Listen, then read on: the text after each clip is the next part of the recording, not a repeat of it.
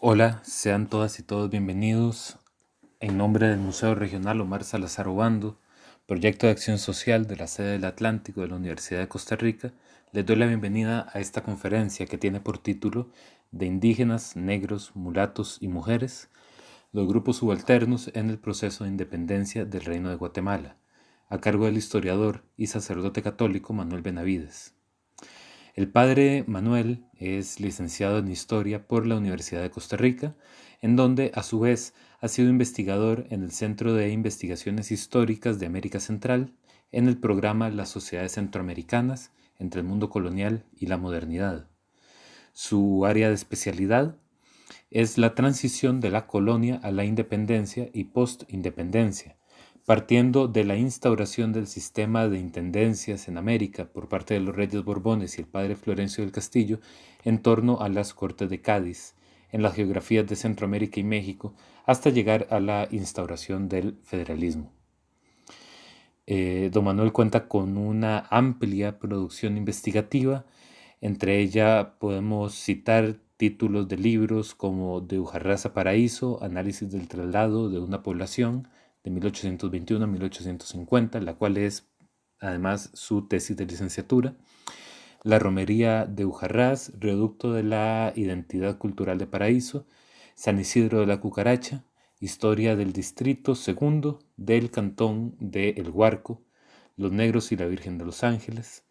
El presbítero Florencio del Castillo, diputado por Costa Rica en las Cortes de Cádiz, el cual valga la pena indicar que obtuvo el premio Cleto González Víquez, otorgado por la Academia de Geografía e Historia de Costa Rica, correspondiente al año 2010.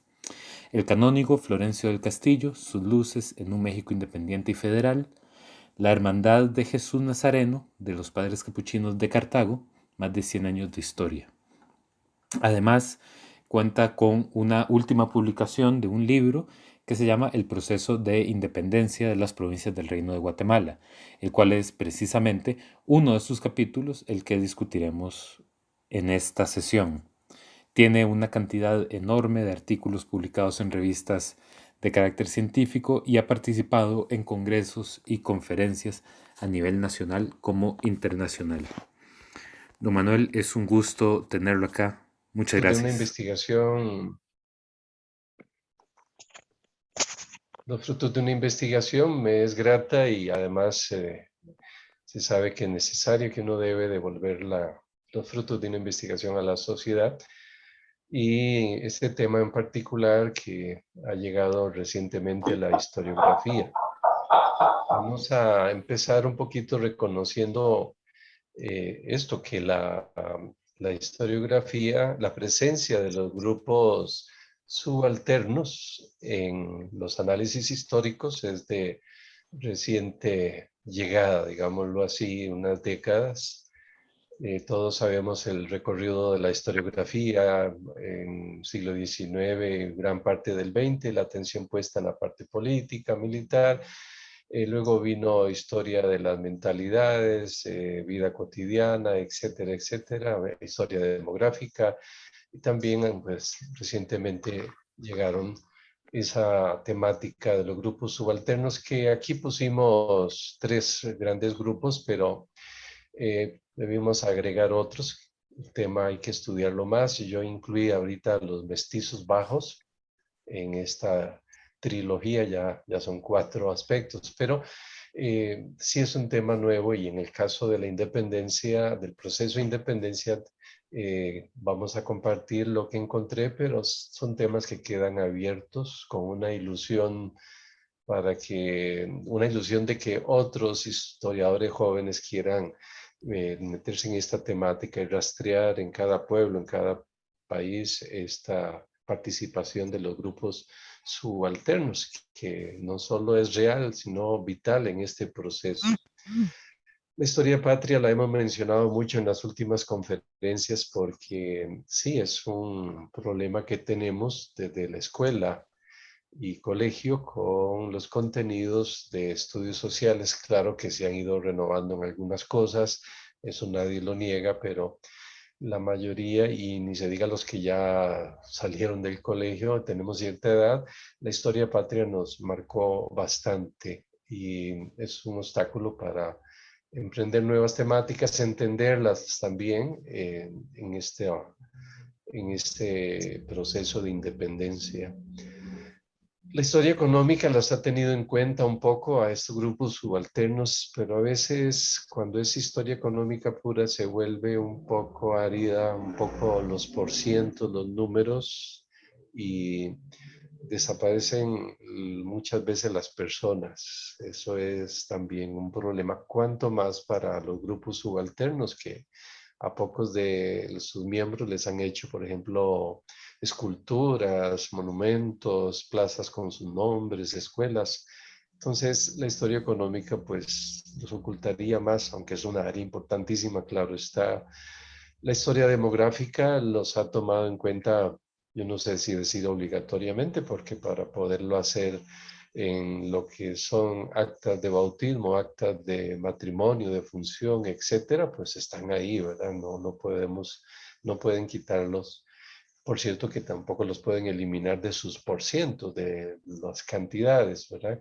Que también puede correr, igual que la historia económica, la historia demográfica, esa limitación de olvidarnos de las personas concretas.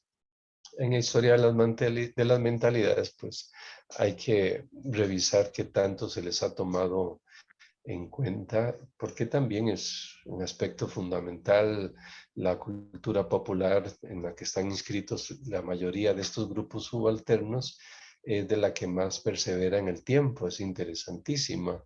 Con una cualidad interesante, esa historia, esa cultura popular era la cultura oficial en el pasado. Si uno se va a la colonia, ya incluso al siglo XIX en una parte, lo que hoy llamamos cultura popular es la cultura de todos, es asombroso. Incluso lo que se dice religiosidad popular es la religiosidad de todos, del capitán general, del jefe político superior, gobernador, etcétera. Entonces, tenemos mucho trabajo que hacer para rescatar su papel dentro de todos los campos de la sociedad, en este caso en el proceso de independencia de las provincias del Reino de Guatemala. Insisto en esa idea de que han sido muy diluidos en los porciertos en algunos campos de la historiografía. Los porcentajes siempre tienen esa injusticia. Por lo menos a mí me gusta más rescatar las personas concretas hasta donde pueda y con ejemplos concretos en cada área, dejando por cierto también injustamente a muchas otras personas por fuera porque es imposible nombrarlos a todos, pero eso también nos recuerda que el material existente para buscar el pasado de estos grupos subalternos es abundante, asombrosamente abundante.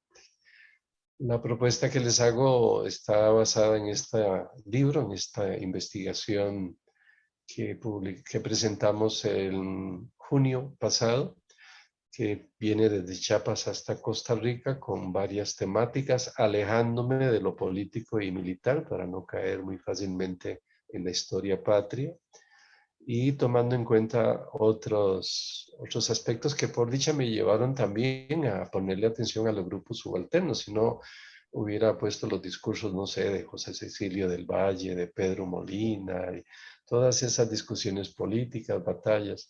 Por dichas, por culpa del padre Florencio Castillo, empecé a sospechar y a respirar estas otras rutas, y este libro pues contiene temáticas bastante variadas, nada tradicionales de lo que fue el proceso de independencia.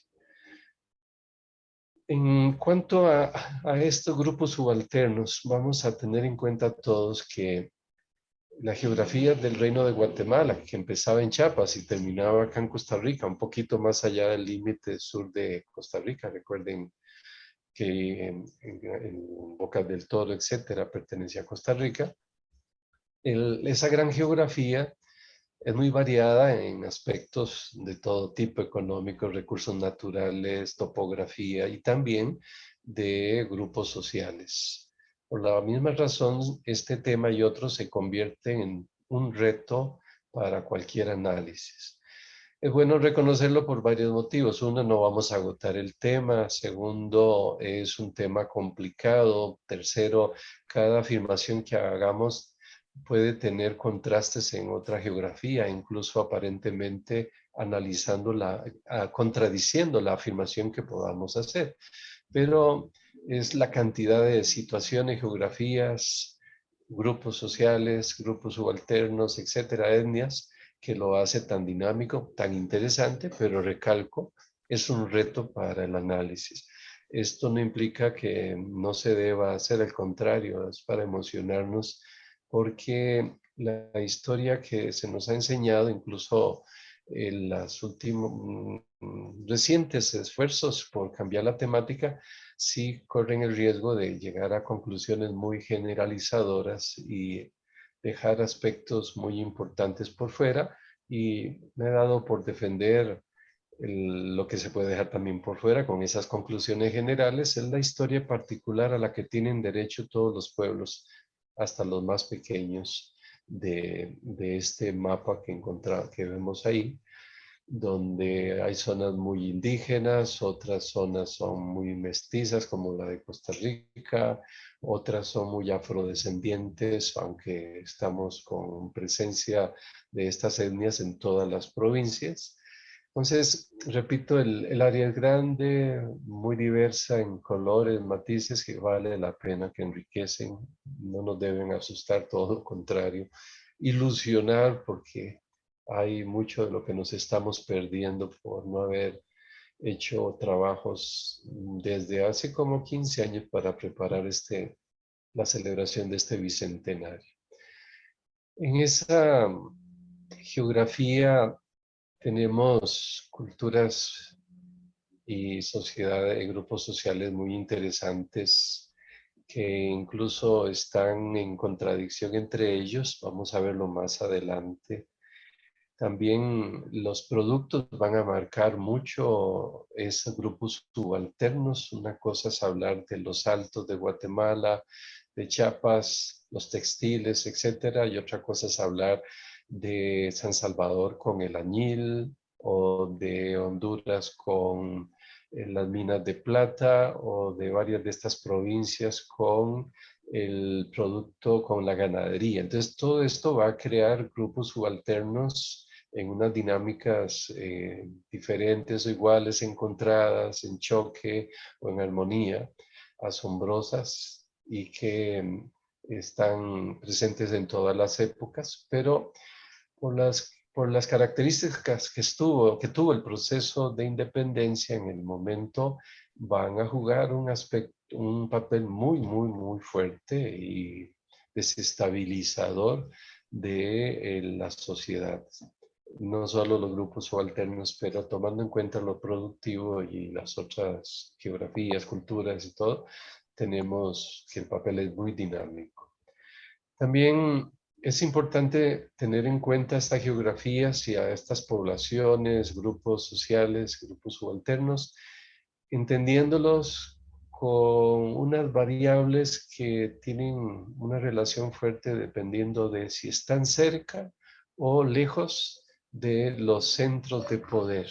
Eso es también muy importante tenerlo en cuenta, porque sus acciones en el proceso de independencia tendrán matices, condicionamientos, miedos o libertades, o violencias o sumisión, de acuerdo muchas veces a la cercanía de estos centros de poder. Por ejemplo, podríamos fijarnos un momentito en la provincia de Guatemala, donde tenemos la capital. Cerca está Chimaltenango. Sin embargo, Chimaltenango, con una población muy fuerte a nivel indígena, está ya como a la entrada, empezando a subir hacia los altos. Curiosamente, la posición de Chimaltenango en estos grupos y en los demás, no solo los subalternos, está más propicio a unirse a Guatemala, que como pasó en el sentido totalmente contrario con Quetzaltenango, que más bien quiere separarse de Guatemala y arrastra, por ejemplo, a Retaluleo, a Sololá, Totonicapán, San Marcos, Huehuetenango. Están más lejos de la capital. Los centros de poder tienen el problema no solo de la influencia, podríamos decir tontamente, del prestigio, luego de la fuerza militar, de la fuerza económica, tienen el recurso de amenazar y los grupos subalternos que están alrededor de los centros de poder pueden estar perfectamente amedrentados. No generalicemos ni absoluticemos esta opinión, pero por ejemplo en el caso de Chimaltenango, sí se ve que tiende a desligarse más de Quetzaltenango y tender hacia la capital de Guatemala, con todos los choques y conflictos, ¿verdad? No es sencillo. Así como este mapa de Guatemala, podríamos opinar de las otras provincias que tienen el mismo reto, exactamente. Dentro de estas geografías tan grandes, recordarles eh, que el tema está sin agotar. Si a mí lo que hice y cuando encontraba fuentes en los archivos me alegraba mucho, me emociona todavía saber por curiosidad y más allá de la curiosidad qué falta. Podemos encontrarnos tesoros geniales todavía en este pasado de todas las provincias que componían este reino de Guatemala.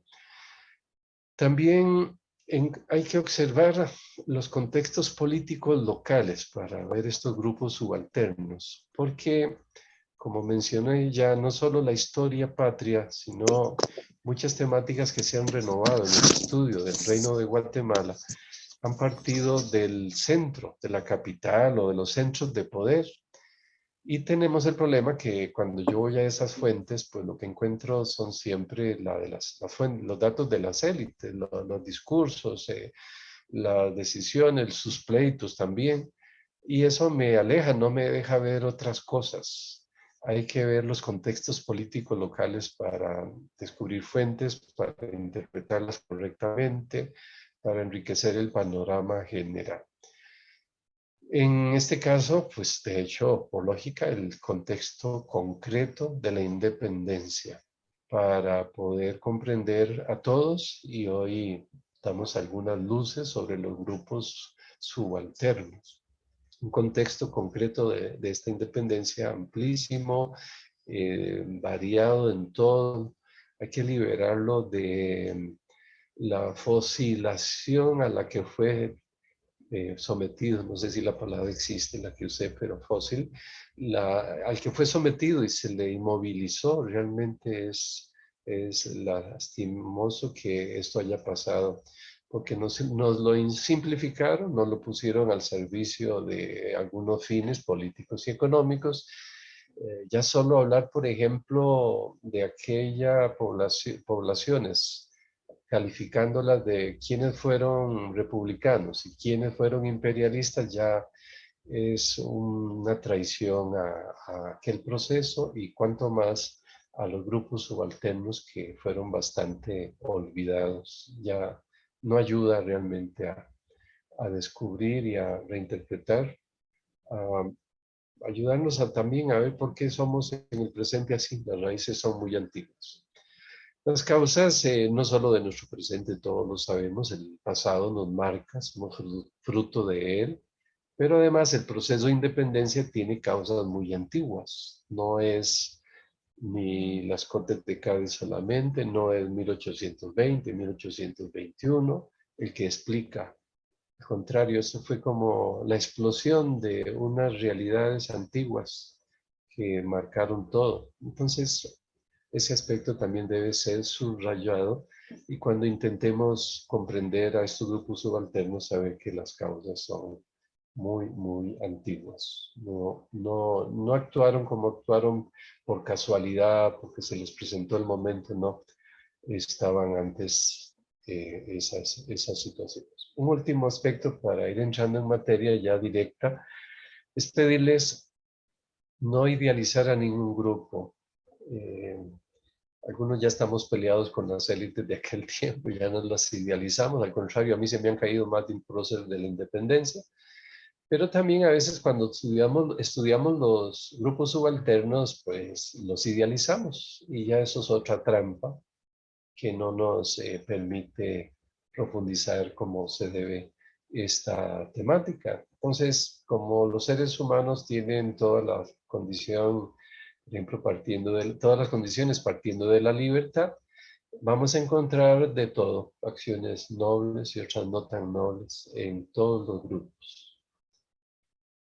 Empecemos por los indígenas. Es un grupo muy grande. Salvando a Costa Rica, todos sabemos que los demás países, ahora y en aquel tiempo, tenían no solo demográficamente más indígenas, sino que por las razones históricas del desarrollo colonial, también comprendemos lo que pasó en Costa Rica para no tener tantos indígenas.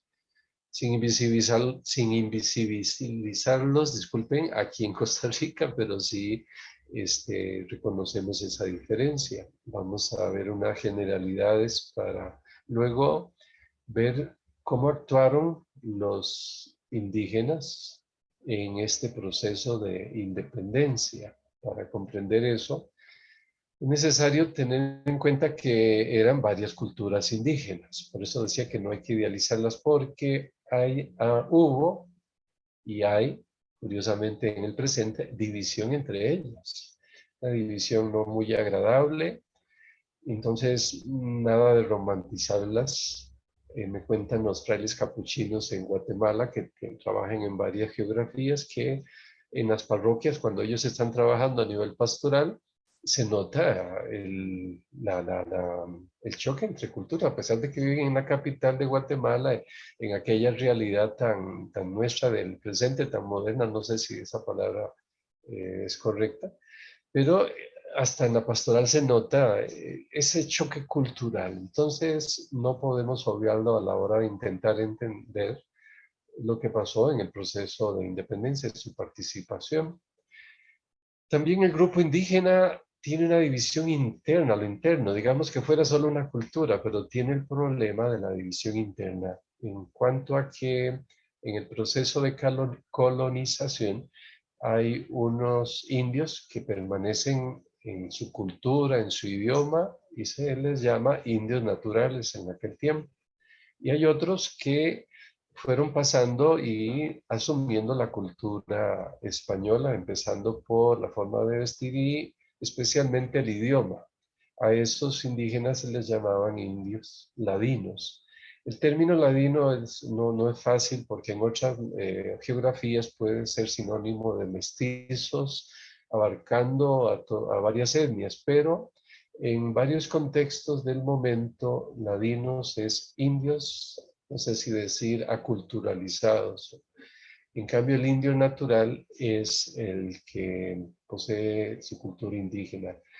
¿Por qué estaban divididos a lo interno? Por muchas razones que hasta hoy se respiran, curiosamente, porque hay oposición entre ellos, no, se odian, son gente difícil entre ellos, hay aspectos difíciles entre ellos, cultivados en parte por los líderes porque sacaban provecho de la división entre ellos y a los líderes les encantaba, les servía cultivarlos en la ignorancia de todo, pero también de lo español.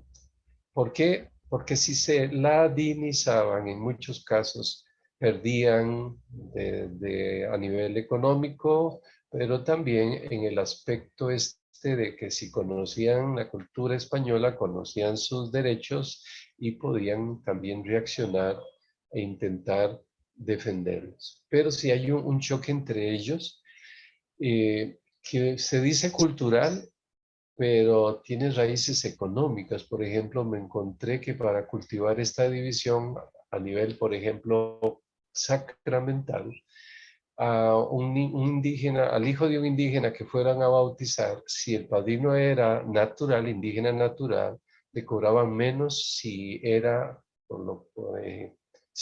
padrino ladino, le cobraban más. Era una forma de mantener un freno para que el indio natural no se ladinizara en los aspectos, yo no sé si decir positivos, pero también porque el líder, a veces el mismo líder indígena y el español necesitaban que siguieran siendo naturales para cuestión de tributo, cajas de comunidad, para los repartimientos, etcétera, etcétera.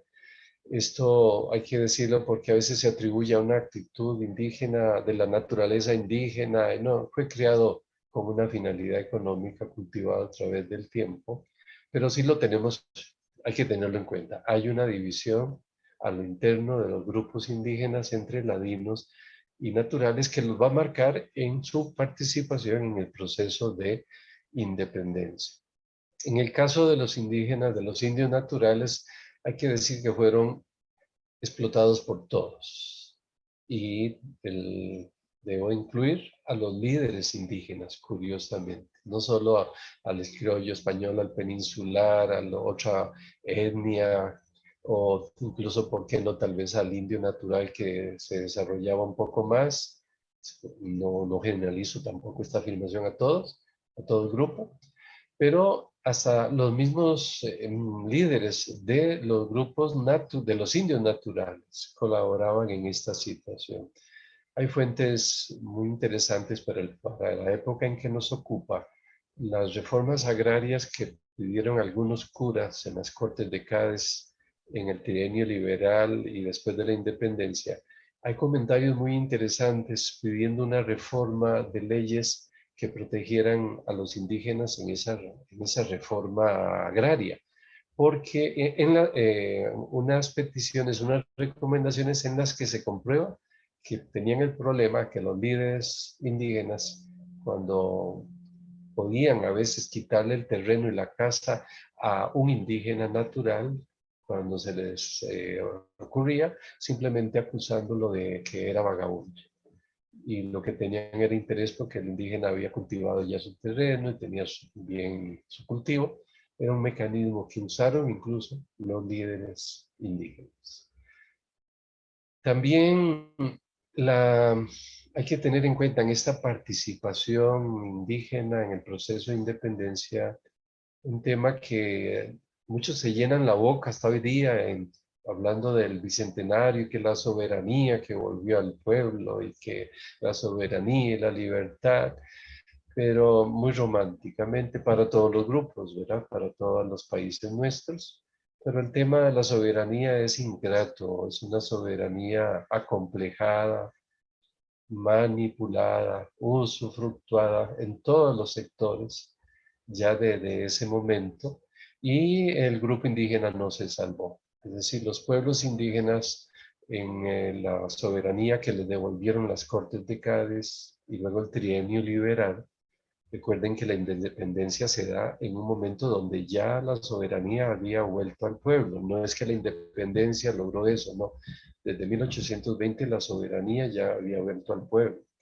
Pero por la misma razón, tanto líderes indígenas, españoles, criollos, peninsulares, mestizos, etcétera, que tuvieran alguna incumbencia, usufructuaron esa soberanía indígena, los manipulaban desde amenazarlos, y ahora me encontré también la complicidad de los intérpretes indígenas, que es asombroso, son indígenas que conocen el español y eran usados y les pagaban para traducir los documentos. Por ejemplo, hablemos el que enviaron sobre la independencia de Guatemala, pues a los pueblos naturales, indios naturales, había que traducírselas. Y hay más de uno o dos me encontré, y creo que debe haber más, donde la queja es esa, que el intérprete manipuló la traducción y los hizo creer una cosa para llevar agua al molino de alguien. Y después se dieron cuenta y entonces los indígenas tuvieron que cambiar de opinión respecto a si se independizaban o no, si se iban con Guatemala o con México, si se iban con Quetzaltenango o con la capital guatemalteca, etcétera, etcétera. Son muchas las situaciones donde desde líderes más generales de cada provincia hasta los mismos líderes de cada pueblo indígena que ganaban por elecciones los puestos del ayuntamiento, hicieron eso, por ejemplo, para aprovecharse de las reses del ganado que tenían las cofradías, por ejemplo, y hacer sus fiestas, etcétera, etcétera. Hay muchas situaciones. La amenaza militar también fue otra cosa que sufrieron los pueblos indígenas. Habían sido cultivados en la ignorancia, habían siempre sido sometidos por todas estas líderes que he mencionado y tenían miedos profundos a los que mandaban. Cuando el enviado por México a Guatemala llegó a Chiapas, Filísola, le reportó a Iturbide la gran impresión que tuvo de ver que los indígenas en el reino de Guatemala todavía tenían que ponerse de rodillas ante sus autoridades, sean las españolas de todo tipo, tenían que ponerse de rodillas para hacer la petición. Y eso lo escandalizó, como aquí se seguía haciendo eso. La amenaza militar es de las más fuertes, ¿verdad? Entre ellas tenemos a los españoles, los criollos, los mestizos, pero ni se diga, curiosamente, a los afrodescendientes en las milicias. Y de entre ellos, de manera especial, los famosos negros caribes, que más adelante vamos a ver, causaban mucho miedo. Por eso su soberanía indígena fue manipulada, usufructuada, como en otros grupos, pueblos pequeños y de otras etnias y sectores sociales. Todo esto que les dije anteriormente, como insistí antes, era necesario tenerlo en cuenta para poder calificar las acciones más concretas de los indígenas en el proceso de independencia para no equivocarnos en el juicio. Las acciones de los indígenas en este proceso fueron más dirigidas a el aspecto económico. Si idealizamos la historia política y los grandes ilustrados y las ideas de la Revolución Francesa y las colonias del norte y qué grandiosos nuestros próceres de la independencia y sus discursos, y los que van a salir perdiendo son los indígenas, porque si el ideal para entender la independencia es lo político, y nos lo han enseñado así desde hace mucho, de ahí uno diría, pero entonces esta gente, ¿por qué mezquina? ¿Por qué solo por lo económico se interesa? Eh, si no cambiamos esa forma de pensar, vamos a interpretar mal a la acción indígena en el proceso independentista. Por ejemplo, si alguien nos dijera, ¿por qué solo lo económico? ¿Por qué? Porque los cultivaron en la ignorancia. Eso es una primera respuesta. No podían tener interés en las estructuras de gobierno antiguas, es más, las aborrecían y no podían por lo mismo tampoco tener mucho menos interés en las nuevas estructuras políticas, democráticas, liberales, de todas esas ideas que nos hablan, romantizándolas, porque los cultivaron en la ignorancia, odiando lo español, de manera que no les iba a interesar, logrando la parte económica, que era lo que los afectaba, lo que los hizo sufrir por varios siglos, etc. No debemos extrañarnos que entonces los grupos indígenas lo que más reclamaron desde las Cortes de Cádiz fue, por ejemplo, la abolición de los tributos. Los reclamaron y lucharon contra ellos de muchas maneras, incluso antes del siglo XIX, pero en este tiempo ellos tuvieron noticias de que las Cortes de Cádiz habían abolido los tributos y no querían aplicar el decreto. Esto causó mucho movimiento en los pueblos indígenas. Con el trienio liberal también tenemos la misma situación, que se volvió a poner en práctica el sistema constitucional, volvió entonces el decreto que abolía los tributos y no lo querían aplicar. Esta de no quererlo aplicar hay que estudiarlo también más. No voy a negar los intereses de la élite, eso es macabro y siempre ha estado presente, pero también a la élite, las Cortes de Cádiz y el trienio liberal, y cuando ya llega el 1821, se les movió, como decimos popularmente, el piso de una manera muy fuerte, llenos de temor, de inseguridad, en una desestabilización de la hacienda pública con un ideal que era reformar la sociedad, reestructurarla, por ejemplo, del montón de formas de tributar, ya no solo los indígenas, sino todos los grupos sociales. Claro que los indígenas tuvieron la mayor carga, querían uniformarlo, pero el asunto era cómo hacerlo, cómo introducir la nueva estructura. Y luego saber que de acuerdo a las culturas indígenas, por hablar solo de ellos, no iban a asumir esa parte de la cultura nueva gubernativa. Entonces, realmente el conflicto de por qué no se publicó el decreto de tributos tiene más razones, es decir, sin negar el interés de las élites de no hacerlo, porque ellos tenían su negocio con este asunto, ¿verdad? Pero sí, es un tema que hay que profundizar con otras variables. También los indígenas se enfocaron mucho en este proceso independentista en que si no se abolían las cajas de comunidad indígena, se le devolvieran los dineros de este impuesto. No hay que confundir tributos con cajas de comunidad indígena. Son dos cosas diferentes. Los tributos causaron más odio. Las cajas de comunidad no tanto, pero también. ¿Por qué? Porque si bien fueron explotados por las élites estos bienes de cajas de comunidad, en el fondo ellos sabían, no en el fondo, si realmente sabían que esos dineros de cajas de comunidad eran de ellos. ¿Qué son cajas de comunidad? Un impuesto para que los indígenas tenían que pagar para que, teniéndolo como una reserva, les ayudara a sufragar emergencias. Entonces, si tenían un terremoto, un incendio, una peste, una hambruna, eh, edificios públicos, etcétera, pudieran sacar dineros de estas cajas de comunidad para ellos. Entonces, el impuesto era muy noble en su inicio, en teoría, era para ellos. El tributo sabemos que era para el rey, para la estructura de gobierno. Pero cajas de comunidad es para los indígenas. ¿Y qué pasó? Pues que la élite todo lo que agarró, incluso las cosas del rey, las usó corruptamente para sus intereses y convirtieron las cajas de comunidad indígena en un banco, para usar palabras de hoy día, claro está. De manera que ellos sacaban de ahí préstamos con bajos intereses y se da matemáticamente una diferencia y una injusticia, ¿verdad? Porque hay préstamos, por ejemplo, el más grande que me encontré, de 15,000 pesos de cajas de comunidad. Y los préstamos que pedían los indígenas, porque era de ellos, para sus tareas, la mayoría son de 200, 500,000 pesos. Pocos llegan a la cantidad de 2,000, 2,500 pesos. Y a veces cuando se los iban a dar, era más fácil que la élite sacara préstamos del cajas de comunidad más rápido que al indígena le dieran un préstamo. Se rechazaban mucho al punto que cuando ya lo iban a hacer decían, no, ya el pueblo indígena solucionó por su parte.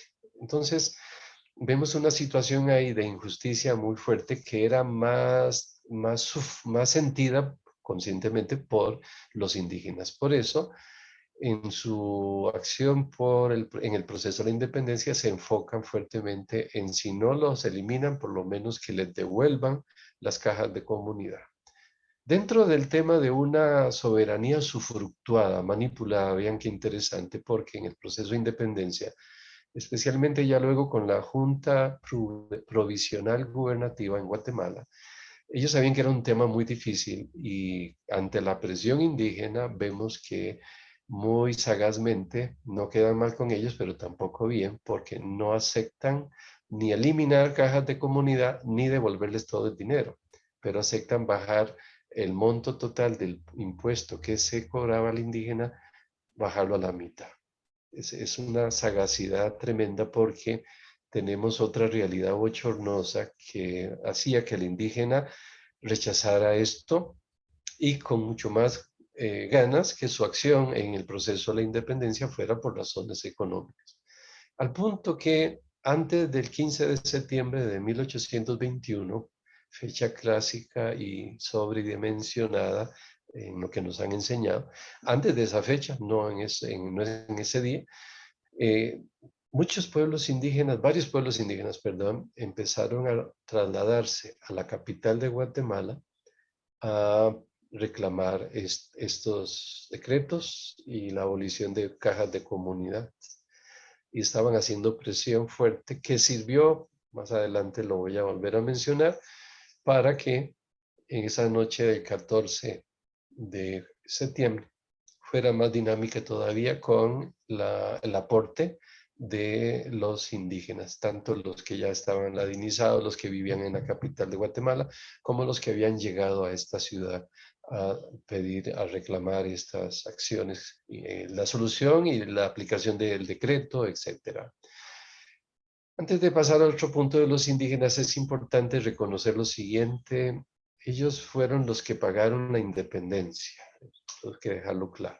Estas cajas de comunidad eran atacadas desde antiguo por gente particular con préstamos, abusaron de ellos, pero también en los últimos finales del siglo XVIII y esas 2 décadas del siglo XIX, perdón, era más común que el gobierno pidiera préstamos para pagar ejércitos, pagar diputados, pagar cosas para celebrar independencia, para celebrar a Fernando VII, etcétera, para dietas, etcétera, para consolar a otros, porque si no económicamente iban a irse con otro bloque, porque el otro bloque le daba mejores oportunidades, etcétera.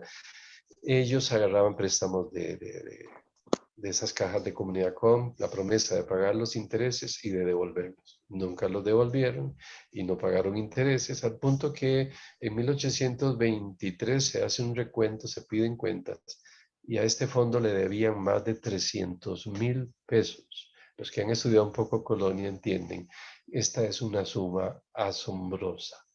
A eso le debieron a los indígenas y nunca se los devolvieron, nunca se los pagaron. Entonces, podemos entender un poquito por qué esta parte de la población, este grupo subalterno, actuó más en la línea de, de la economía y por qué no les interesaba lo otro, etcétera. Tenemos ya varias razones.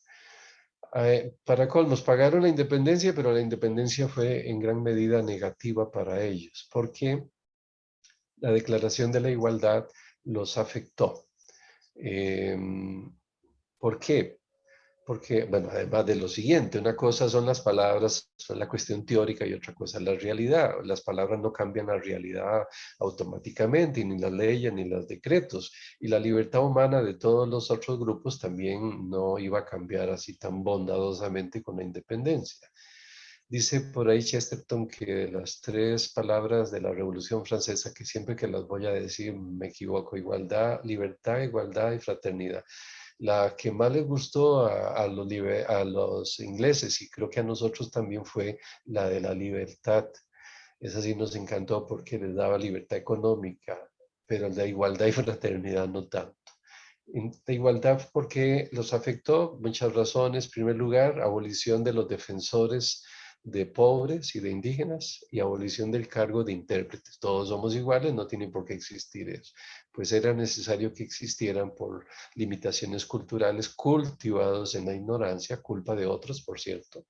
Y los intérpretes por lo mismo, porque si no, el que no sabía español iba a ser dominado por el que sabía español, es decir, iba a ser explotado, lo iban a engañar, etcétera. De hecho, recuerden que apenas volvió la soberanía al pueblo en 1820, en las elecciones ya se empezó a regalar tragos de guaro a los indígenas y monedas para que votaran por X persona.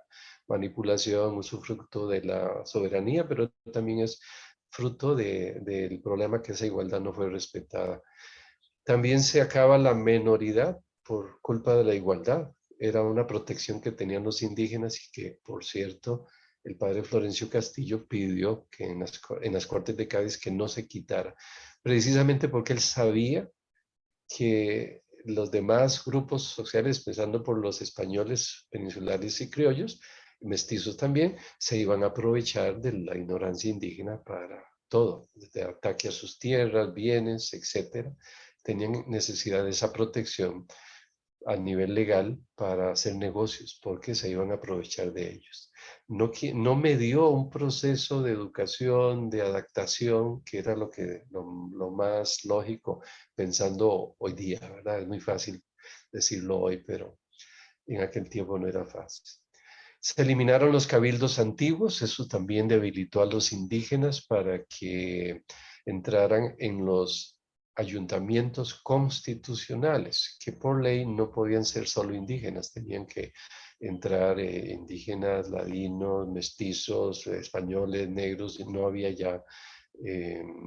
ya distinción. Entonces se eliminaron estos cabildos que bien que mal eran un recurso indígena para defenderse. En algunas partes de América, por ejemplo México, subsistieron, en Guatemala con las nuevas normas, pero lograron mantenerlos. En otros no, por ejemplo en Barba fueron dominados por los ladinos y el que salió perdiendo fue el indígena natural. Esto permitió, como si ya no lo hubieran sufrido, un mayor abuso de los líderes de todos los grupos, incluyendo los indígenas, los líderes de los indígenas. También para la época no es nueva, es una causa antigua, pero se va a ver, se va a manifestar con más gana la imagen negativa de los indígenas.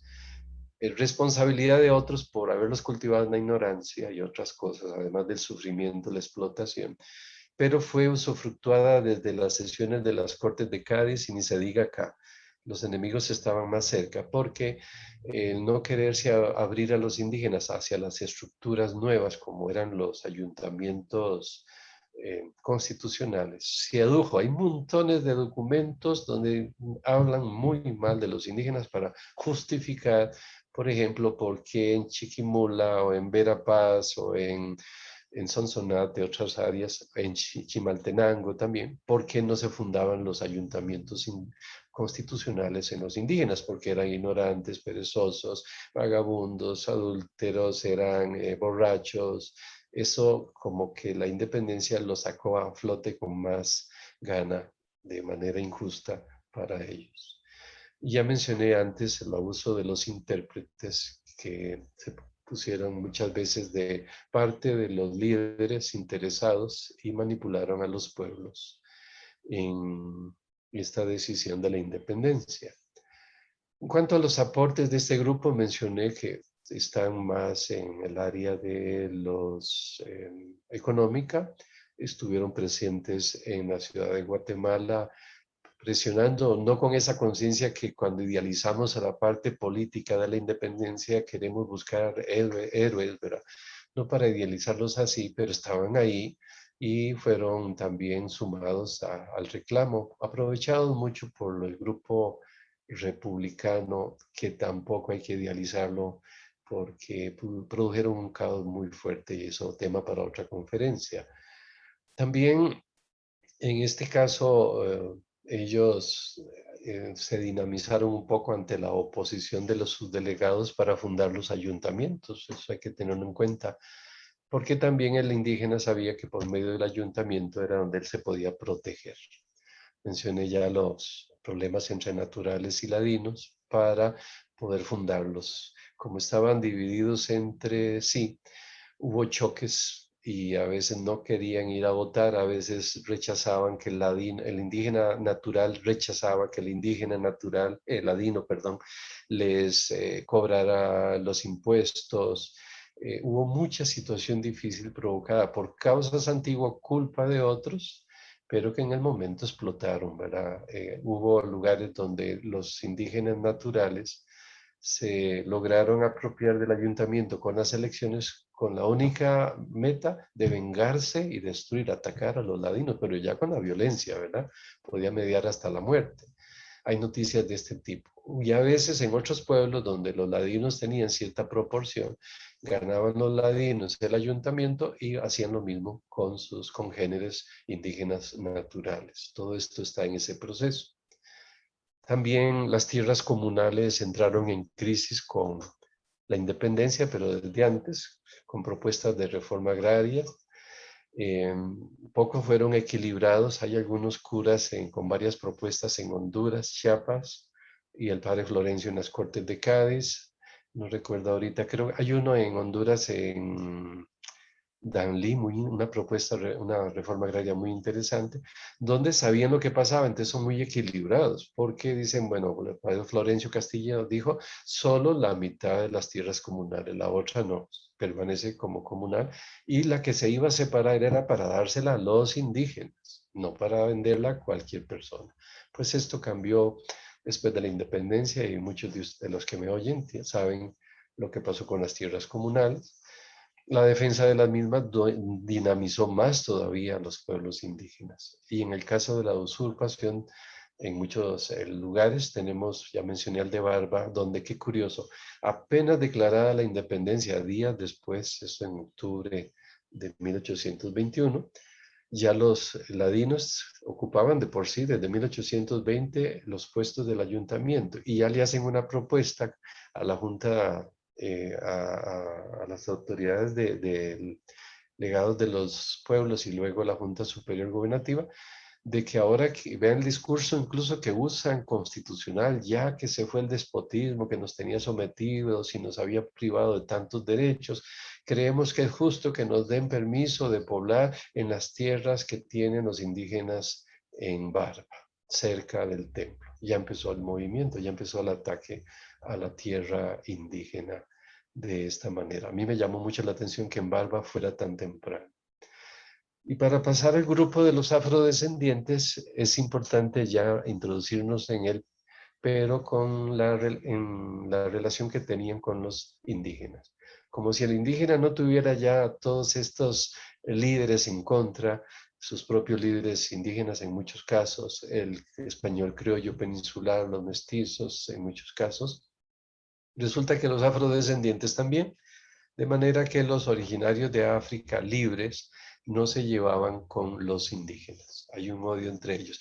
No generalice porque hay pueblos donde hay variantes, claro está, y muchas veces son capaces de unirse cuando hay un interés común para luchar contra un enemigo. Pero una vez que se quita el enemigo, vuelve el asunto. Pero en una gran cantidad de casos, por no decir la mayoría, se detecta desde Nicaragua hasta Guatemala una oposición, un odio, un desprecio del afrodescendiente al indígena. Lo consideraban menos que ellos, pero se enojaban porque eran más protegidos por la corona los indígenas que ellos mismos, los afrodescendientes. Ellos sentían que eran más útiles como afrodescendientes a la sociedad y a la corona que los mismos indígenas. En algunos documentos aparece la expresión, la afirmación, ya que preferían volver a la esclavitud antes de casarse con un indígena. Recuerden que esto hay que matizarlo en cada población, en cada región. Bueno, entonces, con esa relación entre afrodescendientes e indígenas, pasemos ahora a los negros y mulatos, nuestros afrodescendientes que tienen mucho que ver en este proceso, que han aportado mucho a la construcción de nuestras sociedades, que fueron olvidados porque se blanqueó nuestra historia, pero no los idealicemos, ya había algún elemento donde también desde su libertad ellos pues tienen, hay algunas acciones que no son muy nobles, pero otro montón sí, claro está, ¿no? La lucha de los afrodescendientes va en este momento mucho en el asunto del ascenso social y la lucha por la ciudadanía. El ascenso social viene de mucho tiempo atrás, desde el siglo, no sé, mencionemos si quieren el 18, se detecta desde aquí Costa Rica hasta Guatemala, y supongo que también en Chiapas, que hay que todavía investigar más ahí, donde ellos están ascendiendo a nivel económico, tratan de casarse con gente de la élite, no todos, claro está, pero sí hay casos concretos en Cartago, por ejemplo. Y hay un interés por asociarse a la estructura de gobierno y ya antes de la independencia han aprendido los mecanismos que les permite esa estructura lícita e ilícitamente para ascender, como para blanquear su expediente ante España, comprando un poquito de blanquitud, porque hubo afrodescendientes con mucho dinero, con propiedades, bienes, etcétera. Entonces, es un grupo muy interesante en este aspecto. Como siempre, no todos los negros y mulatos eran acomodados y con propiedades, con dinero, no, no todos. Por otro lado, en el contexto de las Cortes de Cádiz hasta el proceso federal, se les detecta en esa lucha por la ciudadanía de diferentes eh, maneras, distinguiéndolos primero para entrar en las Cortes de Cádiz, distinguiéndolos en esta dirección. En esta filmina pueden ver que hay, no se nos olvide, negros y mulatos libres y esclavos. A veces escuchamos hablar de afrodescendientes y lo primero que se piensa es esclavitud. No, son más los afrodescendientes libres que los esclavos. Luego hay que distinguirlos entre ellos porque algunos son de presencia muy antigua, vienen con los conquistadores, tanto esclavos como libres. Imagínense, están ahí desde hace mucho. Están presentes en todas las geografías, en unas más, en otros menos. Hay en algunos lugares como Quetzaltenango hay pocos, pero la mayoría son esclavos en las casas de los españoles. En Quetzaltenango la mayoría es indígena. Luego hay poblaciones mestizas, donde tenemos todos los grupos y se sabe que los afrodescendientes están muy presentes. Las cantidades son asombrosas. Por ejemplo, en Nicaragua, en varias partes de Nicaragua, tuvieron una preponderancia interesantísima. Luego también hay pueblos exclusivos para esta etnia, por ejemplo, la Puebla de los Pardos en Costa Rica, la Puebla de la Reina de los Ángeles, pero también podemos mencionar al Jícaro en Nueva Segovia, al norte de Nicaragua, que era solo de afrodescendientes, o Lloro en la zona de Honduras, en cerca de, se me olvida ahorita el nombre, pero Lloro es uno de los pueblos que la mayoría es afrodescendiente, libres, curiosamente, la mayoría.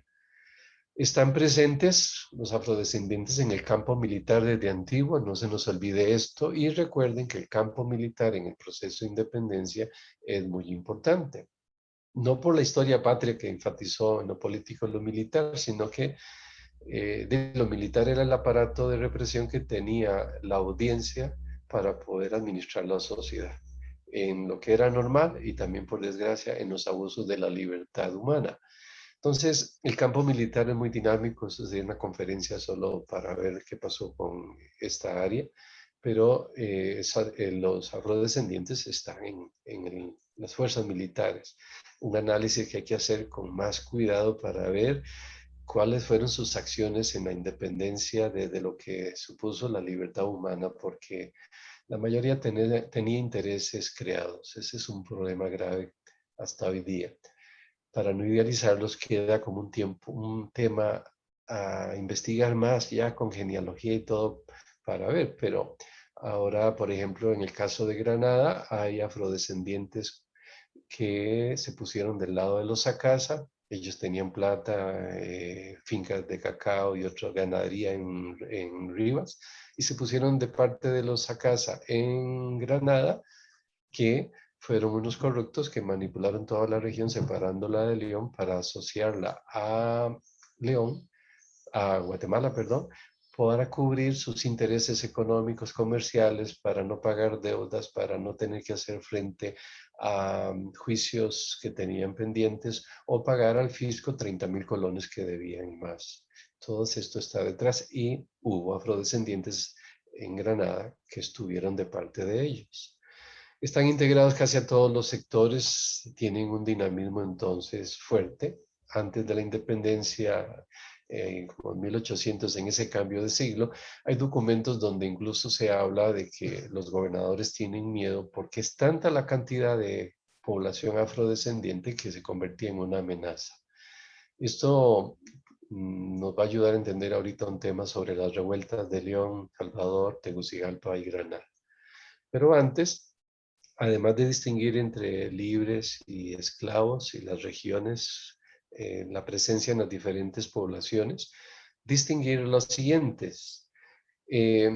Todos los que mencioné es un grupo que viene desde la colonia, pero a finales del siglo XVIII, al puerto de Trujillo, concretamente uno de ellos, los negros caribes, llegaron o fueron ahí abandonados por los ingleses en la isla de Roatán.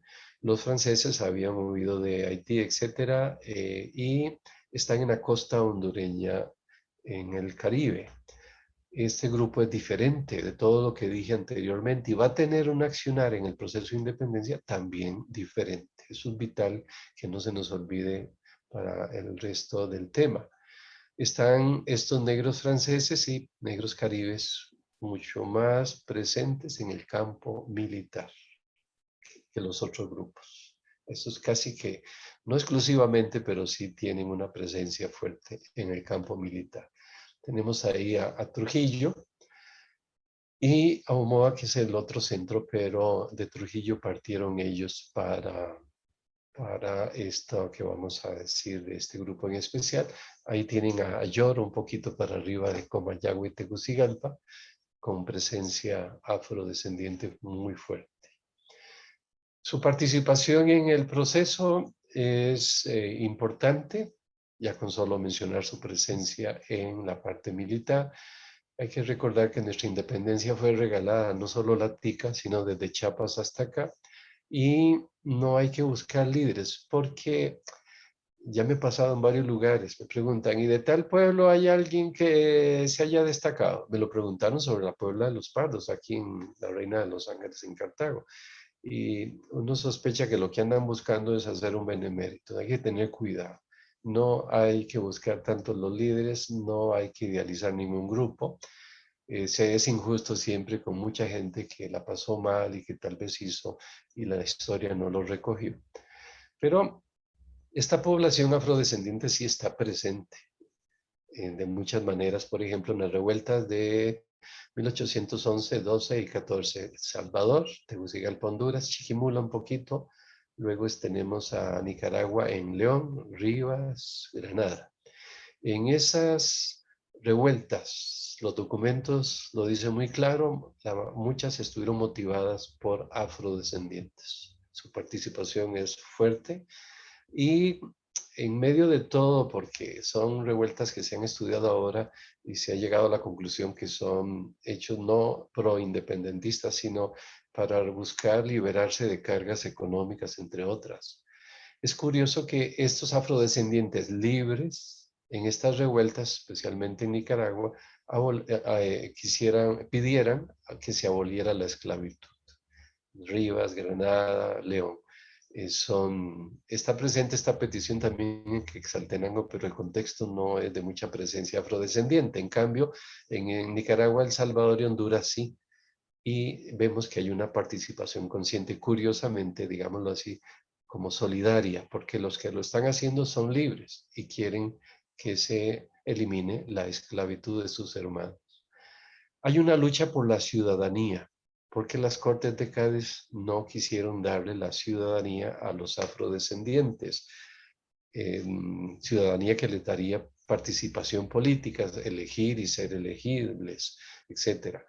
Les cerraron esta situación, no se la dieron nunca, pero ellos en este proceso de independencia van a ser muy sagaces y van a aprovechar dos puertas que les dejaron abiertas las Cortes de Cádiz para poder tener la ciudadanía. Una era la de los méritos, hacer cosas por la sociedad, por el imperio español, y eso, ya con eso podían pedir la ciudadanía.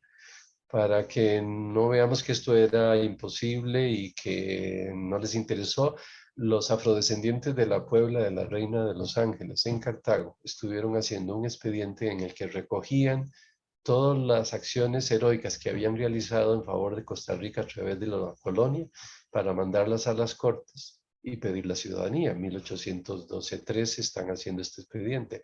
Luego vuelve Fernando VII y no se pudo enviar el expediente porque anuló las Cortes.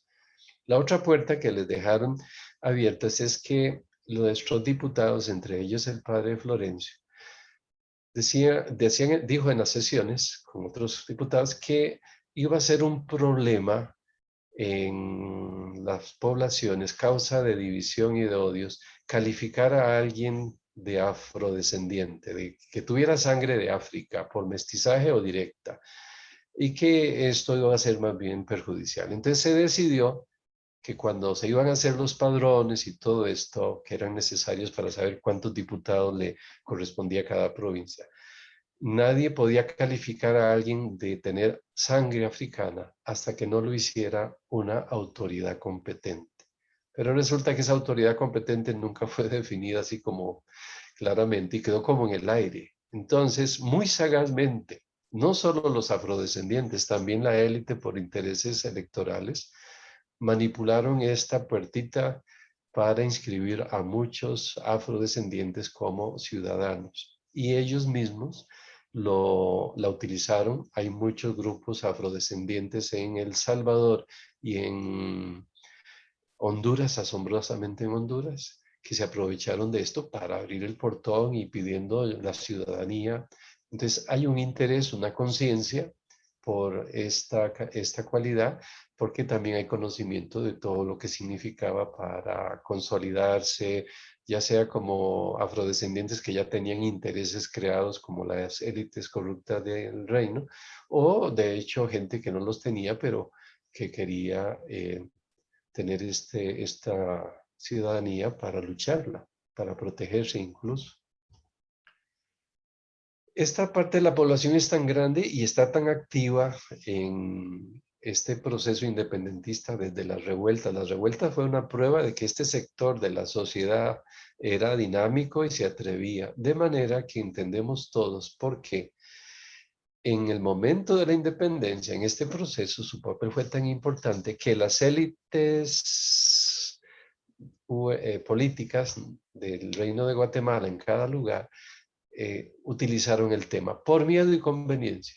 Sabían que no los podían dejar por fuera porque podían darse revueltas, tenían miedo, eso hay que decirlo, de las revueltas, y por eso están presentes en el acta de independencia de Guatemala del 15 de septiembre. Algunos historiadores muy románticos se han atrevido a decir que gente más genial que ilustrados, y alguno incluso ha dicho que en esa acta se abolió la esclavitud, y no es cierto. Se aceptó que fueran ciudadanos los que fueran libres. Los esclavos no, siguieron siendo esclavos. Y luego lo hacen por conveniencia, igual que lo hizo Honduras cuando en el momento de estas fechas de independencia, no es solo una, sabiendo lo que iba a pasar y cómo Guatemala podía adelantarse y llevar agua a su molino, ellos en la declaración de independencia y otros documentos decretan anular los términos de negros y mulatos, no se podían usar ya. Pero es para atraerse a esta población por razones de miedo y también por intereses electorales y de conveniencia para ser electos ellos, pero también para defenderse del otro bloque, Comayagua frente a Tegucigalpa, porque Tegucigalpa está con Guatemala. Entonces también tienen que defenderse de Guatemala, es conveniencia en una gran medida. En el caso de Costa Rica, bueno, mencioné ya los méritos de los afrodescendientes de la Puebla de los Reinos de los Ángeles y cómo eran conscientes de ellos. Tenemos un Leonardo Zabaleta en este proceso de independencia que nació esclavo.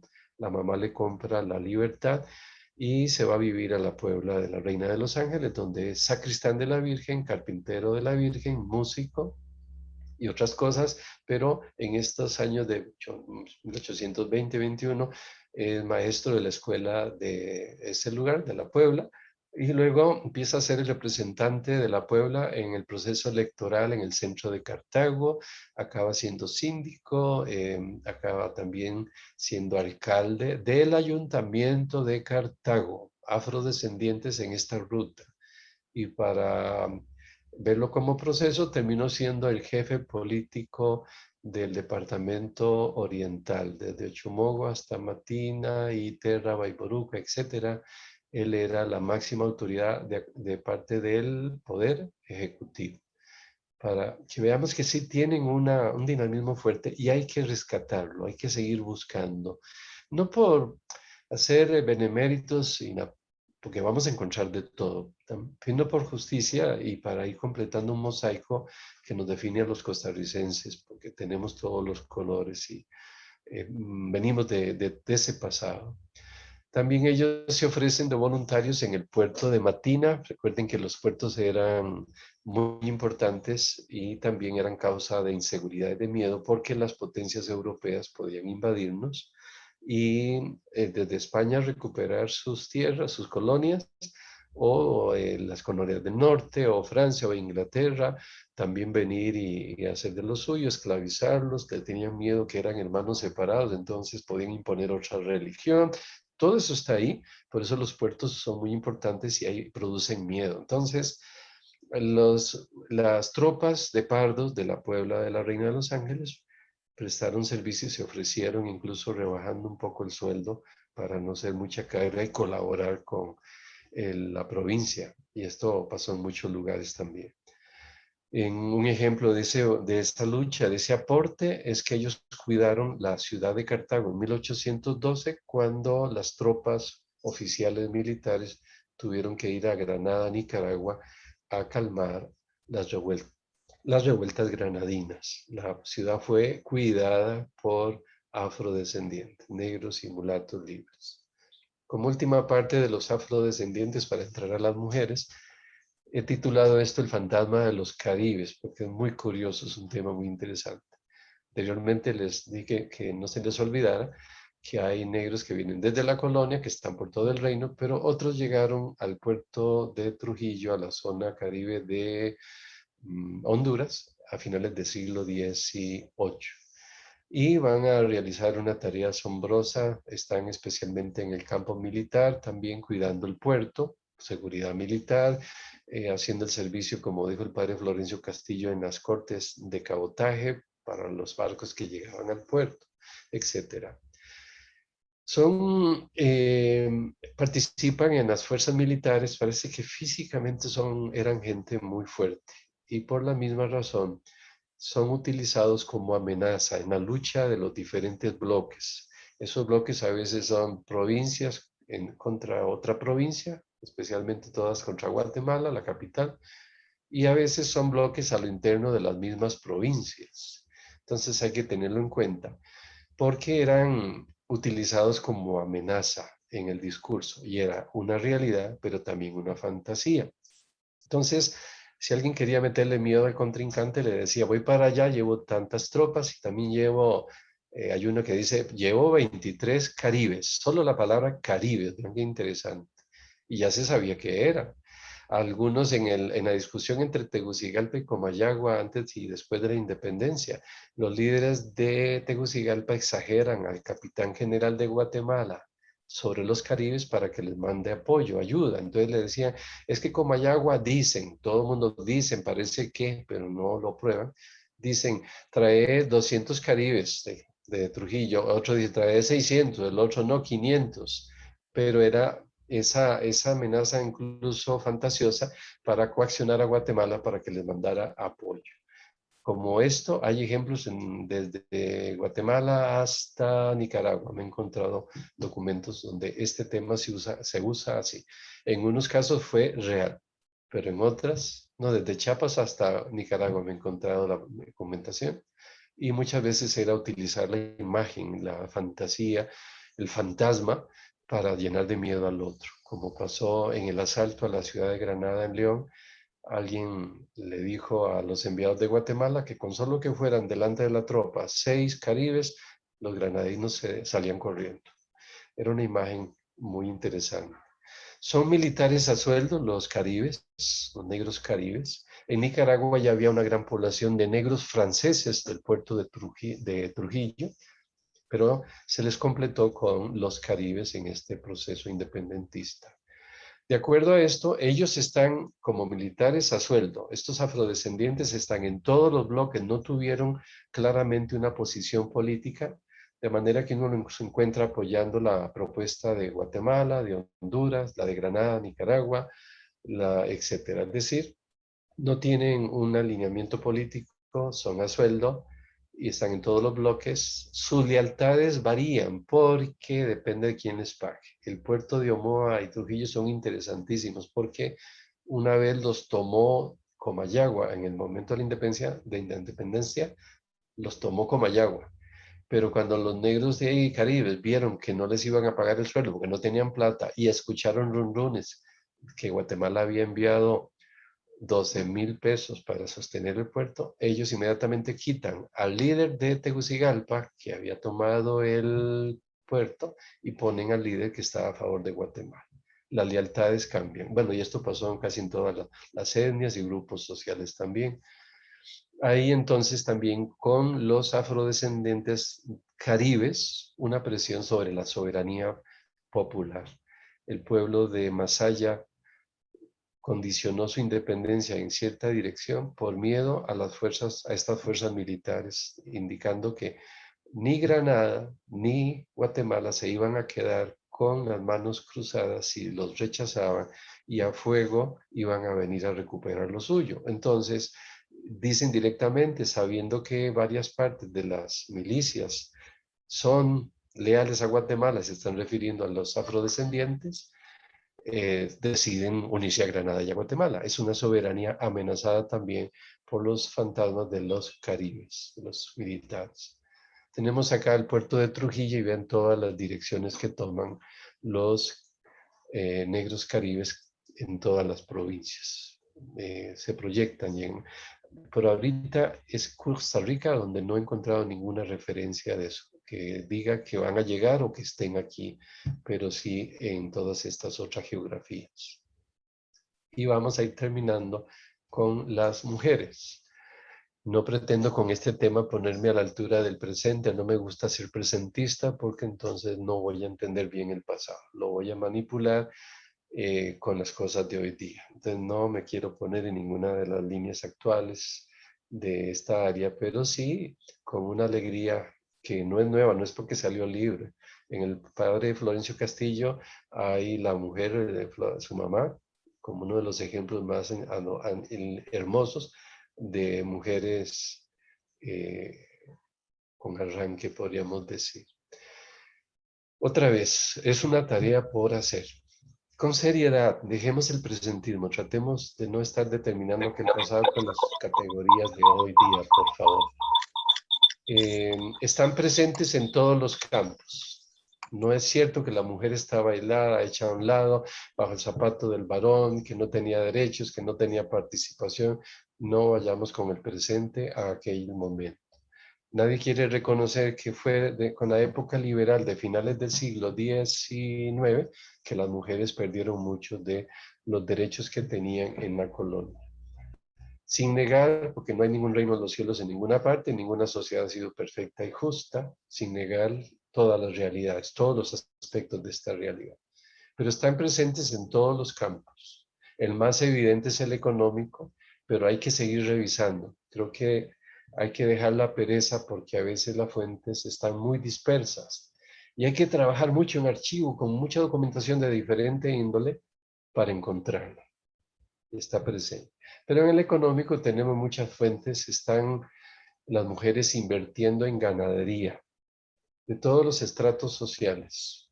Están invirtiendo en añil, en tabaco, en minas, tienen pulperías, venden carne de cerdo, trafican con aguardiente, no, venden lícitamente aguardientes, que ahora con el presentismo que ha satanizado el aguardiente, en aquel tiempo era normal.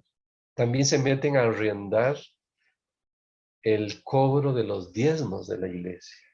Cuando no encontraban a quien lo hiciera por la iglesia, se arrendaba a alguien. Pues hubo mujeres que arrendaron el cobro de los diezmos. También hay mujeres afrodescendientes comprando la libertad de sus hijos. Hay muchos casos en Honduras muy hermosos.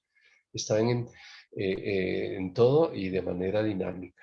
También hay mujeres entablando juicios para defenderse en diferentes momentos, a veces del esposo, a veces de que les quieren quitar un terreno, afectar sus bienes. Están entablando juicios como todo mundo. Aparecen mujeres fiadoras en varios campos, un tema muy interesante, muy conflictivo, con un dinamismo en aquella sociedad, pero hay que explicarlo en otra conferencia. Pero la cuestión de fiadoras todos lo entendemos, porque hasta hoy día a veces se hacen los préstamos. Aquí era para fiar a los funcionarios que adquirían un cargo gubernamental, tenían que presentar fianzas. Están en los intendentes, sus delegados de intendencias y los otros funcionarios. Ellos pueden ser fiadoras, incluso en el que arrendaba los diezmos de la iglesia tenía que presentar fiadores, pues hay mujeres como fiadoras de algunos. Pedían créditos a las cajas de comunidad indígena. Aquí mala noticia porque ya vimos que los indígenas fueron explotados con sus dineros de cajas de comunidad indígena. También hay mujeres pidiendo créditos. En el abasto de carne de la capital guatemalteca hay una mujer que lo compró un año, para que vean el poder que tenía. Y la participación en las cofradías de las mujeres es abundantísima. Ese es otro tema que hay que estudiar, pero están muy fuerte en esta área. Por otro lado, para venirnos a Costa Rica en 1782 en la jura de la Virgen como patrona de la ciudad de Cartago. Hay 61 mujeres votando. Está el apartado de ella. Y están porque insistieron y lo dicen y les hacen caso y las admiten a votar en esto. Mencioné hace un rato a doña Cecilia Castillo Villagra con haciendas de cacao en Matina, con una inteligencia que le ayudó a venirse a San José a invertir en tabaco porque se dio cuenta que era la ruta del desarrollo económico, porque el cacao ya no estaba dando resultado y estaba empezando lo del tabaco acá en San José. Tenemos que tenía botica, compraba esclavos, vendía acá, compraba y vendía, compraba casas, tenía la mitad de la cuadra donde está el edificio del ICE detrás de Catedral, diagonal a la esquina de Catedral, esa era de ella, y otras cosas más, tenía joyas, pinturas. Esta mujer le enseñó muy bien a su hija Petronila que cuando su esposo le dio una paliza, le puso una demanda ante la iglesia para que la separaran y la separaron. La gente armas tomar. Igual Concepción Palacios, la esposa de Luis, hijo de Cecilia Castillo, hermano del padre Florencio Castillo, un poco metido en el alcohol, puso pleito para quitarle los bienes a Luis Castillo y poderlos administrar ella antes de que fueran despilfarrados por su problema de alcoholismo. Y luego ven que aquí tenemos mujeres votando, por eso el título de esta parte. Hay mucho que hacer para rescatar. Estoy emocionado. Ya cuando vuelva a Guatemala para otra vez repasar. Pero tenemos aquí con 28 mujeres votando en 1821. Lo pusieron por escrito para la decisión tan discutida en la ciudad de Guatemala como era si se aceptaban unirse al Imperio Mexicano o no. Estas votaron y es por escrito, así que es un testimonio asombroso, igual que esta otra que tenemos acá en la lista de los varones que iban votando, tenemos a doña Juana María Ungo en 1821, también votando. O esta otra que es una noticia muy hermosa del poder de la mujer detrás del trono. Yo creo que haya sido su escenario y es la que ha construido muchas partes de nuestra historia, nada más que no aparece ahí, es la queja que hay, pero sí, hay que reconocer que son muy poderosas, tienen la sagacidad del poder, de manera que aquí los cobardes varones en uno de los barrios de la ciudad de Guatemala, cuando tenían que votar si se unían al imperio o no, el que iba apuntando los votos se encontró con que la mayoría se había retirado a las haciendas. Era un recurso que se tenía para no comprometerse. Estaba tan dividida la ciudad de Guatemala que si decían que sí, un grupo los tomaba entre ojos. Si decían que no, el otro los tomaba entre ojos. Y esto llegó en diciembre incluso a una violencia en esa ciudad que murió gente, mataron 2 personas, entre otras cosas, ¿verdad? Hasta Pedro Molina pidió pasaporte para salir de la ciudad de Guatemala porque su vida estaba en peligro. Habían hecho un caos con los grupos subalternos, pero de la ciudad, eh, manipulándolos hacia un alboroto, los dos bloques, no solo uno. Estas mujeres le dijeron al encuestador que sus esposos no estaban en Hacienda, pero ella le pedían que lo apuntaran en la lista del Imperio Mexicano. Fíjense ustedes, asombroso. A mí me encantó cuando encontré este documento. Le insistieron al encuestador que los apuntara en adictos al imperio. El encuestador dio esta información, pero dijo que él no los había apuntado porque quería escucharlo de sus propias bocas, de los esposos. Pero la esposa estaba ahí haciendo lo suyo. Y para ir terminando, el acta de independencia de San José del 29 de octubre registra que el día anterior el pueblo de San José proclamó la independencia. El grupo que lo hizo grande de pueblo, de todas las clases sociales y ambos sexos. Estaban metidas en todo. Nada más que los documentos a veces no lo registran, pero esa es una prueba más de esa tarea de las mujeres en este proceso independentista, que queda por seguir investigando, a veces sospechando, pero con buenas bases. Entonces, estos grupos subalternos, como hemos visto, tienen un dinamismo, una presencia muy importante.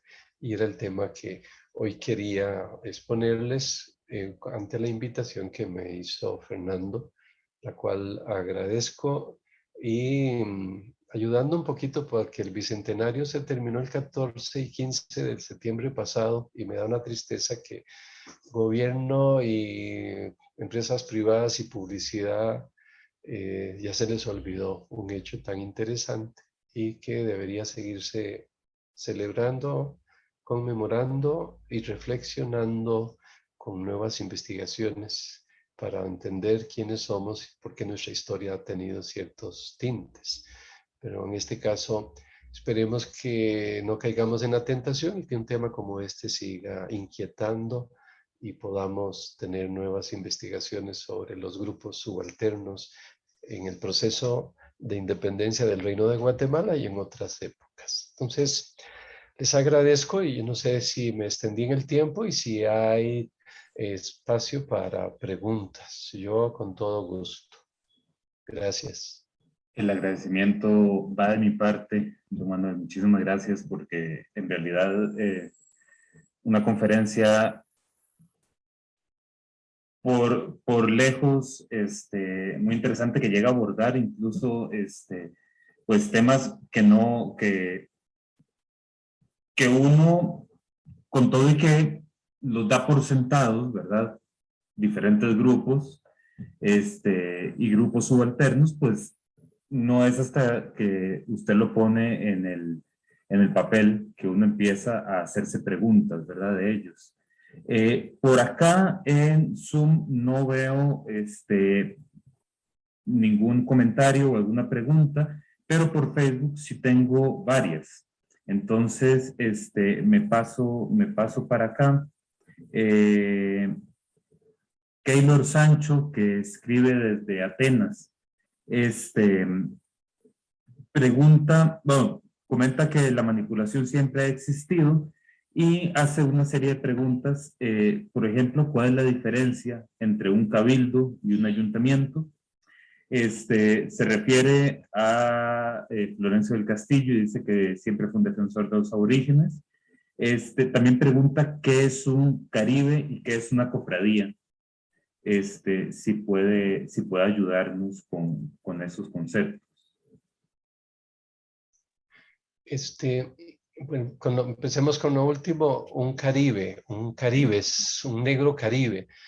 Se les llama así porque fueron de los ingleses que molestos con ellos y otras razones, los dejan abandonados en la isla de Roatán, en el Caribe de Honduras, y es el Caribe, el mar Caribe, pero curiosamente les dejaron el término a ellos. Es un grupo específico de procedencia inglés de las islas, de las Antillas, etcétera, que son abandonados ahí. Y en la documentación es un afrodescendiente, un negro y mulatos, pero especialmente negros. No sé qué tanto el mestizaje ya tiene que haber sido investigados porque hay muchos sobre los actuales garífonas, por ejemplo, en la costa atlántica de Honduras. Pero ese término procede del Mar Caribe y se les aplicó a ellos y se quedaron con ellos. Era ya una referencia en los documentos. Porque están los negros franceses que también llegaron ahí a Trujillo, entonces se les distingue negros franceses y negros caribe. Luego, una cofradía es un grupo cofrater de hermanos, cohermanos, un grupo religioso, procedencia religiosa que se ocupaba del culto a un santo, de todo lo que tuviera que ver con el culto a un santo durante el año, desde su fiesta patronal hasta recolectar recursos para esta fiesta, para hacerle la iglesia o el altar dentro de la iglesia parroquial que pertenecía a esta cofradía, para la misa mensual que debía hacerse por los miembros difuntos de la cofradía o para las procesiones que tenían a veces por reglamento que hacer. Entonces se organizaban y había como una junta, llamémoslo con palabras de hoy día, un mayordomo, mayordomo segundos y otros puestos para recoger estos dineros. Eso es una cofradía. Era el término Caribe, el de cofradía y se me olvida uno sobre Un lo que son los cabildo y un cabildos. ayuntamiento. Correcto. Yo sé que me van a matar los que son especialistas en el tema. Digamos que son lo mismo. Porque incluso a veces aparecen las palabras en una época después de la independencia o antes, pero la que es más ayuntamiento es más propia después de la independencia, aunque tampoco está antes también. Pero es la organización local política por parte de lo que podríamos decir en una división de poderes correspondía al poder ejecutivo en un pueblito. En la organización más pequeña es ayuntamiento, la segunda en el tiempo de Cortes de Cádiz es la Diputación Provincial y la superior es ya el centro de la corona española, el Consejo de Indias, las mismas Cortes, perdón, en el sistema constitucional. Pero entonces es el poder ejecutivo, pero en el lugar, lo que sería hoy también nuestros, ¿qué se dice? Ayuntamientos, pero también se les llamaba cabildos. Esto va a variar de un lugar a otro. Por ejemplo, si es un pueblo de indios, es un cabildo de indígenas antes de la independencia, tenía, depende del tamaño de la población, tenía menos cargos y no tenían todas las autoridades que sí tenía un cabildo o ayuntamiento español y mucho más si era de una ciudad importante. Igual varían los otros, incluso los ayuntamientos o cabildos constitucionales, en cuanto a que dependía del número de población, así va a ser la cantidad de síndicos, procuradores, un alcalde o dos alcaldes dependían de eso. Hay una diferencia, sí, pero para entendernos es como la misma organización, pero que con las Cortes de Cádiz se tornan ayuntamientos constitucionales y ya tienen una forma uniformizada, varía nada más la cantidad de miembros, y el ayuntamiento antiguo, que también se decía cabildo, podía variar mucho más, eran puestos fijos y en los indígenas solo los de los indígenas, o solo ladinos, o solo mestizos, pero es un poquito, entre comillas, la misma organización, institución. Muchísimas gracias. No sé si alguien por acá, por Zoom, le gustaría abrir micrófonos, a conversar con el expositor o bien escribir por el chat de aquí mismo. Siéntanse libres de hacerlo. A mí sí hay algo que en lo personal me gusta y quiero rescatar de su mirada, es la forma en que presenta a las personas, a los grupos, lo bueno y lo malo. Y a pesar de ello, no tiende a valorarlo en un sentido moral, sino más bien a comprenderlo y a hacer que todos digamos, ok, sí, a situarlo dentro del proceso histórico, ¿verdad? Dentro del proceso social, político, con la multiplicidad de razones para que ocurran las situaciones que ocurren, ¿verdad? Eso yo quiero, y constantemente usted está diciéndolo como hizo ahora en la conferencia, ¿verdad? Eso yo sí quiero rescatarlo, ¿verdad? Valorarlo y ponerlo, me parece una actitud bastante correcta, ¿verdad? Dentro de lo que es el proceso investigativo. Y es que pensar en términos de grupos subalternos nos obliga a pensar en términos también de grupos hegemónicos y nos lleva a replantearnos esos conceptos. Conceptos que por lo menos desde la profesión de uno, desde la antropología, ¿verdad? Empezamos también a replantear, que ya es tema que se ha realizado mucho, ¿verdad? Pero cuando hablamos de cultura, nos lleva a considerar la hegemonía de este elemento producto vital del ser humano, ¿verdad? Y a darnos cuenta que sí, que efectivamente también hay una cultura hegemónica, y podríamos decir la cultura, ¿verdad? En este caso, la cultura nacional, que homogeniza y que niega otras culturas subalternas. Usted las trae alejándose de esa homogeneidad, ¿verdad?, que históricamente se nos ha mostrado. Y eso creo que es bastante provechoso también. Y llega a sorprendernos, ¿verdad?, en momentos como los que usted menciona en el libro, y acá lo dijo de una manera muy rápida, ¿verdad?, sobre las diferentes etnias las diferencias étnicas, perdón, entre los mismos grupos de afrodescendientes. Y que uno no busca, pues, si un grupo en específico tenía algún problema y con todo y que fuera del mismo color de piel, pues no era mío. Y yo más bien en algunos casos buscaba hasta cómo infligirle mayor daño, ¿verdad? Eso no sé si se quiere referir de alguna, en algo a esto. Sí, es un tema que está emparentado con aquello de ser objetivo o subjetivo, ¿verdad? En la investigación, uno nunca logra ninguna de las dos cosas.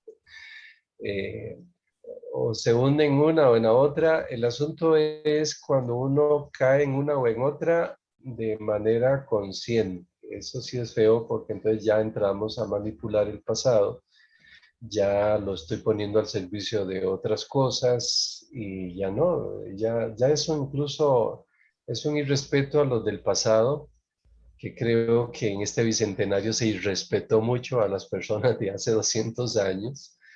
Y luego es un irrespeto para los presentes, para el que nos oye, para el que nos lee, y es un irrespeto para uno mismo, que eso ya sí es más feo, más horrible. Por lo menos que si uno cae en alguna que no sea consciente, que no sea dirigido el asunto. Luego, ser consciente de que sí, que uno está entre los dos extremos. Y si se va uno de los dos, deja muchas cosas por fuera que son ciertas. Y también le quitan la libertad a la gente de aquel pasado, las vuelve a esclavizar, a los que fueron esclavos y a los que no los esclaviza. Y se deja por fuera la posibilidad de acercarse con una mayor ya no pude, más certeza a aquel pasado de manera más veraz. Nunca se logra 100%, las fuentes son limitadas, las fuentes a veces solo nos quedan la mitad. Y una cosa importante, las fuentes regularmente que quedan por escrito son de cosas malas, de crisis. Lastimosamente lo libre y lo bueno, que fue mucho más en cantidad, no queda por escrito porque la bondad no hace un pleito judicial, por ejemplo. Pero cuando ya tenemos un pleito político, sí hay un expediente judicial y con copias, y copia para España, copia para la Capitanía y copia para Costa Rica. Entonces, uno no puede engañarse. El fruto de una investigación, si se hace con seriedad es un aporte, pero es limitado, ¿verdad? Uno no, le da miedo, como yo digo en la introducción, ya me da miedo hacer una información, hacer una afirmación, porque uno no sabe lo que está dejando por fuera. También lo digo en la introducción, cada vez que que veo esto, cada vez me siento más ignorante. Entre más investigo, me siento más ignorante porque sé lo que se queda por fuera y también muchas otras fuentes a las que no tuve acceso y existen y algunas van a ser descubiertas dentro de 100 años en el rincón de un archivo. Pero sí ser sinceros en la búsqueda y un punto muy importante, algo muy importante para lo que dijiste es tratar de liberarse, diría un teólogo que conozco por ahí, de la esclavitud, de la dictadura, dice él, de la dictadura de las especializaciones. Porque una especialización es como unos anteojos de caballo de carretonero que solo me hace ver en una dirección. Uno tiene que ver cómo hace para ampliar los horizontes y ver diferentes aspectos de una manera más integral. Yo veo que ahorita por cómo va la sociedad corriendo, pues no hay tiempo, pero yo por lo menos sí lo he sacado y esta investigación tiene como 15 años y tomo en cuenta las obras del padre Florencio Castillo en mucho tiempo y a veces casi de manera exclusiva dedicado a esto. Y vamos encontrando muchos aspectos hermosos. Este tema que me pidieron ustedes me emocionó mucho porque a veces me piden, mejor por qué los ticos éramos diferentes, que también es interesante, o por qué esto. Pero me emociona mucho porque yo me quedé con la boca abierta de la cantidad de datos que hay sobre lo bueno y lo malo, es decir, sin idealizar ningún grupo, porque yo creo que esa es la realidad, ¿verdad? Decir, no, por eso no me gusta cuando buscan un héroe de independencia, porque ya están manipulando la realidad en una dirección. Pero sí, hay que ampliar contextos, fuentes, criticarlas, confrontarlas con otros y la mayor cantidad que se pueda. Sé que es todo un reto eso, no es fácil, pero hay que intentarlo. Pero sí ayudó mucho a que esta propuesta tenga esos matices. Dije que tendrá sus fallas y cada rato me escucharon afirmar, está pendiente más investigación sobre esto. Pero sí, se intentó y creo que entre un capítulo y otro del libro, y este es muy importante, ayuda a comprender cada parte de, no solo del libro, sino de lo que pasó, ayuda a comprenderlo mejor. Aquí me preguntan, por cierto, ¿en dónde se puede conseguir el libro? Dije en un principio que en la librería de la Universidad de Costa Rica, sé que se está Sí. vendiendo, pero ¿en qué otro lugar? Se está vendiendo también en la cafetería Mundo de Sofía en Guadalupe, ahí cerca del más o menos del centro, Nova Centro es creo, ahí. También me toca a mí distribuirlo, venderlo, porque soy autor editor y entonces me toca y pueden acceder a Facebook, perdón, en el Facebook Libros Benavides o al WhatsApp 70 74 05 14 también. Si viven fuera del área metropolitana, se los enviamos por correo y si viven acá, intentamos hacérselos llegar a las casas o lugares de trabajo. Entonces, Facebook, Libros Benavides o el WhatsApp 70 74 05 14. Fabuloso. Don Manuel, pues nada, no sé si alguien quiere hacer alguna pregunta, hacer algún comentario sobre la conferencia de hoy. Yo quiero agradecerle nuevamente. Bueno, aquí Gabriel Arguedas escribe excelente exposición de la investigación del padre Manuel. Muchas gracias por este aporte que es tan novedoso y como siempre profundamente bien documentado. Le manda saludos. Gracias, igualmente. Gracias. Si no hay ningún otro comentario, déjame revisar aquí por Facebook rápidamente. Estamos. Pues quiero agradecerle a usted, don Manuel, a todas las personas que nos están viendo. Llegamos a tener promedio de unas 20 personas más o menos por acá por Zoom. Por Facebook, en este momento tenemos 3, pero llegó como a 6 personas, entonces me parece bien para un martes a las 3 de la tarde. Quiero agradecerles nuevamente. Voy a cerrar